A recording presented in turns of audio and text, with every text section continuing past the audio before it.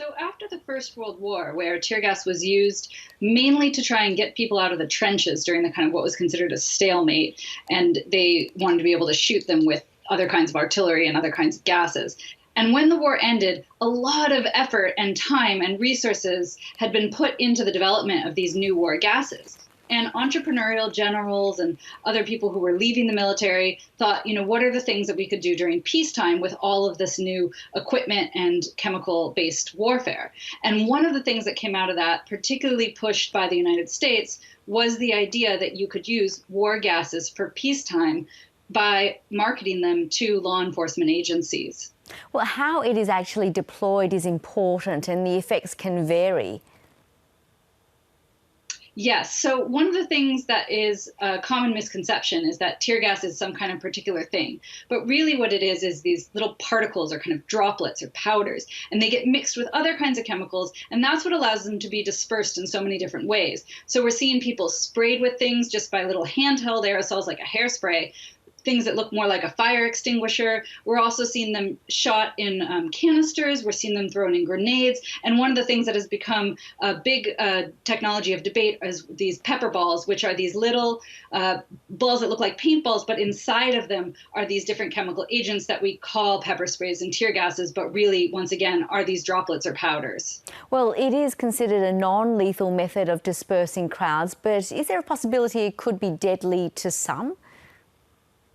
Yes, there are two particular ways that tear gas or pepper sprays can be deadly. The first, it has to do with dosage. So the ways in which less lethality or non-lethality is determined is in a similar way that we would say, if you take 2 ibuprofen, that's recommended. A whole bottle of ibuprofen, that could be lethal. So the same thing is true with these kinds of toxic chemicals. They're supposed to be administered in small doses. So huge quantities being released rapidly or from really close distances or where there's nowhere that anyone can escape to is one major way that people can die from these. The other is by being hit with them when they're delivered in the form of a projectile. So these are things that are being shot really fast at very high speeds. And if they hit someone in the head, and that can cause permanent brain damage, and it can cause death once someone is really hit in a bad way. Can you describe for us what it actually feels like to be exposed to tear gas and how it's different to being hit with pepper spray? So once again, this pepper spray tear gas distinction, it's really, I trace in my book it back to, it's a marketing ploy. It was, like my laundry detergent is better than your laundry detergent.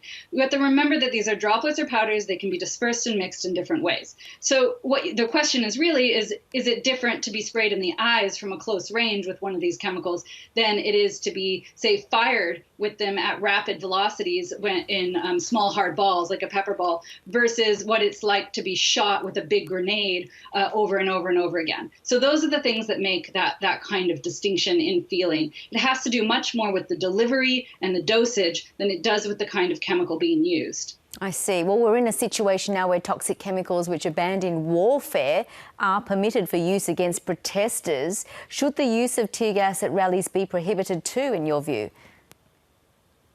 In my view, the reason for the exception was based on this idea that police would be defending them in situations in which police officers' lives were at stake.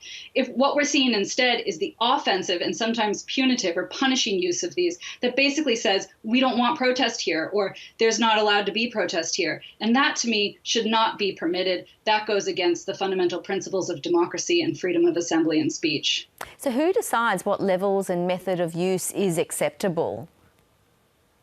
So one of the issues is that we have this chemical weapons convention that is what gives us exception for law enforcement to use. And it's not really stipulated how much chemical can be used or how it's supposed to be used. Then we have the UN Basic Principles of Force, but those don't really carry the kind of legal weight that we would need for proper protocol. So police departments make up their own protocols, usually based on these documents, as well as on how the military handles civil disturbances.